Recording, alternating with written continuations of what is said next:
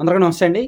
గన్నవరం మాజీ MLA YSR Congress party నేత వల్లభనేని వంశీ గారికి ఒక రకంగా షాకింగ్ తీర్పు అనుకోవచ్చు. పోలీసు కస్టడీకి అనుమతిస్తూ కోర్టు ఈరోజు అనుమతి ఇచ్చింది, ఉత్తర్వులు ఇచ్చింది. 3 రోజుల పాటు పోలీస్ కస్టడీకి ఇచ్చింది. పొద్దున 10 గంటల నుంచి సాయంత్రం 5 గంటల వరకు పోలీసులు న్యాయవాది సమక్షంలో అతన్ని విచారించవచ్చు.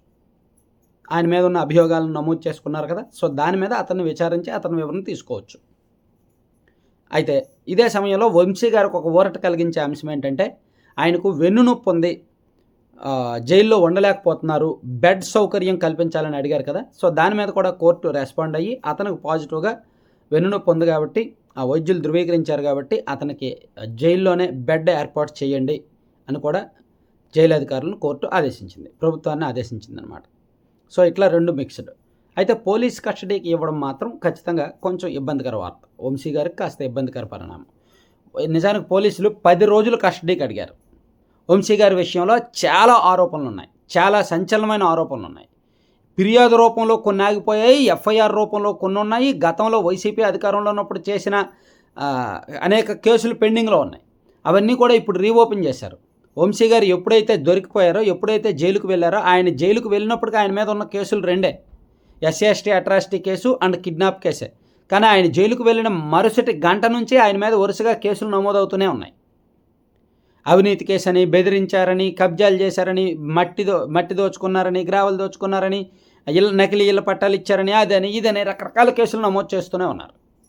సో ఇప్పుడు వీటన్నింటిలో కూడా వంశీ గారి మీద పీటీ వారెంట్ జారీ చేసే అంశాన్ని పరిశీలిస్తున్నారన్నమాట. సో అందుకు ఇక్కడ పోలీసులు అతన్ని 10 రోజుల పాటు విచారించాల్సి ఉంది, కస్టడీకి ఇవ్వాలి అని కోర్టును కోరారు.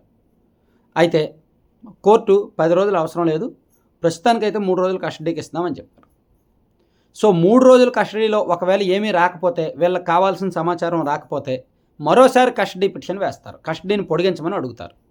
అప్పుడు అలా అడిగినప్పుడు కోర్టు మళ్ళీ అనుమతిస్తుంది, లేకపోతే కాస్త టైం తీసుకుంటారు.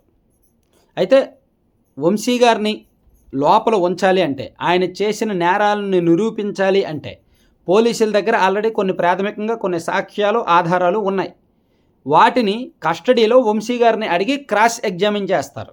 అలా క్రాస్ ఎగ్జామిన్ చేసే దశలో ఆయన నేరాన్ని అడిగితే అంగీకరించరు, నాకు తెలియదనే చెప్తారు. ఈ మధ్య ప్రతి ఒక్కరిని ఎవరిని ఎంక్వైరీ చేస్తున్నా అన్ని రకాల ఆధారాలతో దొరికిన 100% పోలీసుల దగ్గర ఆధారాలు ఉన్నా సరే అవతల వాళ్ళు చాలా సింపుల్గా నాకు తెలియదు, నాకేమీ గుర్తులేదు, నాకు సంబంధం లేదనే చెప్తున్నారు.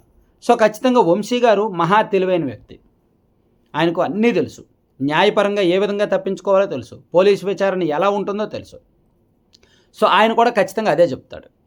సో మరి ఆయన మీద నేరాలు ఏ విధంగా నిరూపించాలి, అది ఇక్కడ పోలీసులకు వస్తున్న సమస్య.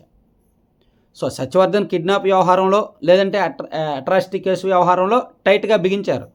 కానీ ఇతర కేసుల్లో మాత్రం, అతని మీద నమోదైన ఇతర కేసుల్లో మాత్రం పోలీసులకి పకడ్బందీ ఆధారాలు దొరకట్లేదన్నమాట. అందుకే చూస్తున్నారు. సో ఓవరాల్గా ఈ కస్టడీ పూర్తయ్యే సమయానికి ఇంకొంచెం కేసులో ఏమైనా విలువైన పాయింట్లు దొరుకుతాయేమో చూడాలి. వంశీ గారి కాల్ రికార్డ్స్, వంశీ గారి ఇంటి చుట్టూ సీసీ కెమెరా ఫుటేజ్, సో అవన్నీ ఆల్రెడీ పోలీసులు తీసుకున్నారు. అతను ఫోన్ దొరకలేదు, కానీ అతను కాల్ డీటెయిల్స్ తెప్పించుకున్నారు. ఆ కాల్ డీటెయిల్స్ ద్వారా ఆయన ఎవరెవరితో టచ్లో ఉన్నారు ఏంటని తెప్పించుకున్నారు. అతను ఫోన్ దొరికితే ఆ ఫోన్లో ఆ WhatsApp calls, WhatsApp chatting, face time calls అవి కూడా తీసుకుంటారు. అవి కూడా పోలీసుల దగ్గర ఉంటే కస్టడీ పిటిషన్ల విచారణలో ఇంకో కొంచెం బాగుంటుంది. సో అందుకే పోలీసులు మ్యాక్సిమం ప్రయత్నిస్తున్నారు.